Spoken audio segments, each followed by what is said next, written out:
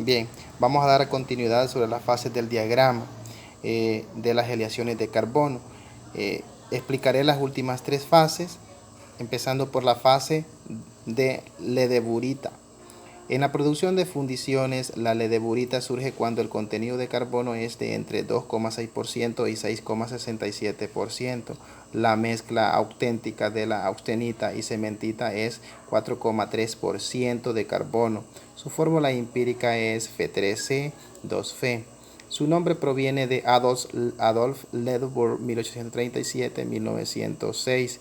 En sus estructuras y propiedades, la ledeburita es una mezcla de fases, austenita y cementita, que al enfriarse se forma una matriz de cementita que contiene glóbulos de austenita a 2,11% de carbono. La fase principal se inicia con la nucleación de la cementita en la placa de cementita originada en el líquido auténtico.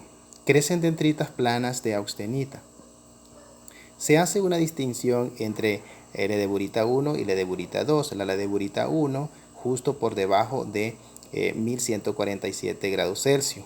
Es una microestructura de austenita y cementita. La ledeburita 2 a temperatura también está formada por cementita, pero con cementita recristalizada secundaria, que se separa de la austenita con la disminución de la temperatura al enfriarse el metal, y perlita si el enfriamiento ha sido lento. La perlita se forma por la descomposición de la austenita euteloide por debajo de los 727 grados Celsius. La ledeburita se produce en las aleaciones de solo hierro-carbono en el intervalo de concentraciones de carbono del 2% al 6,67%, que corresponde a los hierros fundidos. El mecanismo de formación en la ledeburita a la izquierda de la auténtica, que corresponde a 4,3% de carbono en el diagrama de hierro-carbono. En la otra vamos a explicar la fase perlita. La perlita es la microestructura formada por capas o láminas alternas de las dos fases, ferrita y cementita, durante el enfriamiento lento de un acero a temperatura euteloide. Se le da este nombre porque tiene la apariencia de una perla al observarse microscópicamente. La perlita aparece en granos denominados colonias. Dentro de cada colonia las capas están orientadas esencialmente en la misma dirección, y esta dirección varía de una colonia a otra. Las capas delgadas claras son de ferrita y la cementita aparecen como capas delgadas más oscuras. La mayoría de las capas de cementita son tan delgadas que los límites de fases adyacentes no se distinguen. Enfriando la austenita con una concentración intermedia de carbono, se transforma en fase ferrita con un contenido de carbono inferior, y en cementita con un proceso muy superior de carbono. Los átomos de carbono necesitan difundir para segregar selectivamente. Los átomos de carbono difunden de la región ferrita a las capas de cementita para conseguir la concentración del 0,77% en peso de C, y la perlita se propaga. A partir de los límites de grano al inferior de los granos auténticos, la perlita forma láminas porque los átomos de carbono necesitan difundir la distancia mínima dentro de su estructura. Hay dos tipos de perlita. Encuentra la perlita fina, dura y resistente, y la perlita gruesa, menos dura y más dúctil. La razón de este comportamiento radica en los fenómenos que ocurren en los límites de fases ferrita y cementita. En primer lugar, hay un alto grado de adherencia entre las dos fases en el límite. Por lo tanto, la resistencia y la rigidez de la fase cementita restringe la deformación de la fase ferrita, más blanda. En las regiones adyacentes al límite, es decir, la cementita refuerza a la ferrita. Este grado de reforzamiento es más elevado en la perlita fina porque es mayor la superficie de límite de fases por unidad de volumen del material. Además, los límites de fases sirven de barrera para el movimiento de dislocaciones, del mismo modo de que los límites de grano. En la perlita fina y durante la deformación plástica, las dislocaciones deben cruzar más límites de fases que en la perlita gruesa.